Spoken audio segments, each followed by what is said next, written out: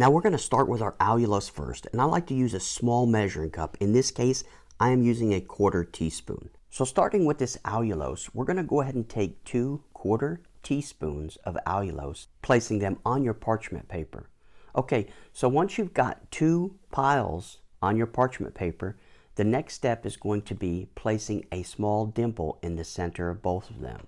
Next, we're going to take our erythritol and make 2 more piles, following the same steps we did with the allulose. So what we're going to do is take our food coloring here, placing a drop in each one of the centers. This one is my red, and now I will go ahead and buzz through the rest of these colors. I'll do my blue, yellow, then my green. Oops, missed that mark.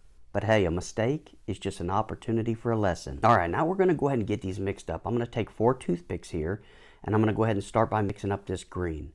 Notice how I have to fight with this green. Had I hit my mark, this would have been much easier, as you're going to see here as I go to mix up my yellow. Notice how I can just take the edges of the erythritol and push it towards the dye and work it in easily. All right, now that we've got this one mixed up and you see the proper way to do this, I'm going to go ahead and buzz through the rest of these. All right, let's go ahead and get these mixed up. We're going to take a small container. In this case, I'm using a ramekin. We're going to take some of our colored sugar. In this case, I'm going to use blue because the project I'm making this for is going to need blue sanding sugar. I'm going to take a tablespoon of allulose. We're going to go ahead and place that in the ramekin.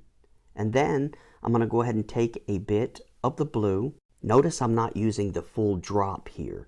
This allows you to dial in the shade. Now when mixing these up, what you're going to want to do is take those droplets and kind of trap them down on one of the edges and roll them, basically mixing them up in one small area of the container you're mixing it in. Once you've got these thoroughly mixed in and these droplets pretty much well dispersed into whatever sugar you're mixing, you're going to go ahead and stir this up. All right, while I mix this up, let's take a little fun fact quiz. What do you think the most popular color of the Peeps is? Would it be blue, yellow, or pink? Comment below and let me know what you think the most popular Peep color is.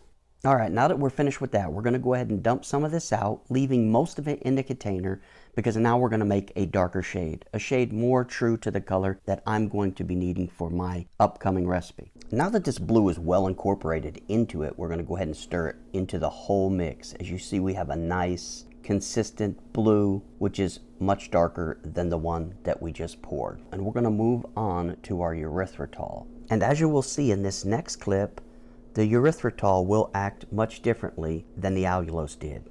Now I'm using Swerve here, which is not the best option because of its light brown color, but we're going to go ahead and use it anyway. So I'm going to go ahead and put a teaspoon of Swerve into my ramekin. Then we're going to take a toothpick and take a portion of the red. Remember, you don't want to put all of it in.